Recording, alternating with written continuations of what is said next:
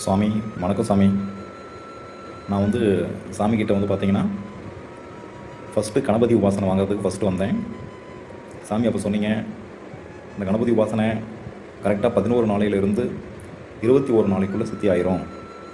ஏன் அப்படின்னா, நான் கொடுக்கக்கூடிய மந்திரங்கள் எல்லாமே என்னோடய சொந்த அனுபவத்தில் நான் கொடுக்கறது.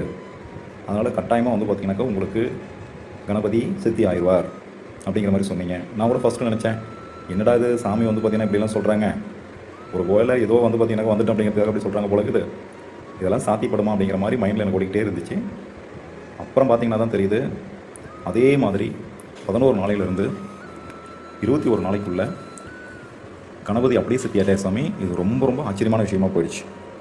பிறகு வந்து பார்த்திங்கன்னா வாழ்க்கையினுடைய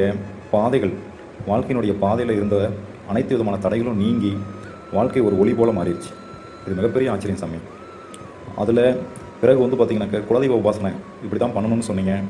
இப்போது குலதெய்வமே நம்மக்கிட்ட வந்து நேரில் வந்து பேசுது. இதெல்லாம் வந்து பார்த்திங்கனாக்கா கற்பனைக்கு கூட எட்டாததாக இருக்குது சாமி. அடுத்தது வந்து பார்த்திங்கன்னா மறுபடியும் உபாசனை தெய்வம் கொடுத்தீங்க. அதுவும் அப்படி தான் கரெக்டாக வந்து பார்த்திங்கன்னா 21 நாளைக்குள்ளே உங்களுக்கு சுவாமி வந்து பார்த்திங்கனாக்கா சித்தி ஆயிடும் அப்படிங்கிறத சொன்னீங்க. இதையும் கூட நான் நம்பவே இல்லை, ஏதோ சாமி சொல்கிறாங்க அப்படின்னு. ஆனால் ஒரு பக்கம் பார்த்தா கணபதி உபாசனை நடந்ததுனால இது கண்டிப்பாக சித்தி ஆகிடும் அப்படிங்கிற மாதிரி ஒரு நம்பிக்கை இருந்தாலும் உபாசன தெய்வம் 21 நாளைக்குள்ளே சித்தி ஆகுமா, அந்தளவுக்கு சாமி வந்து பார்த்திங்கனாக்கா மந்திரங்கள்லாம் கொடுப்பாங்களா அப்படிங்கிற மாதிரி ஒரு ஃபீலிங் இருந்தது. ஆனால் சாமி கட்டாயமாக வந்து பார்த்திங்கனாக்கா அது அப்படியே வந்து சித்தி ஆகிடுச்சு.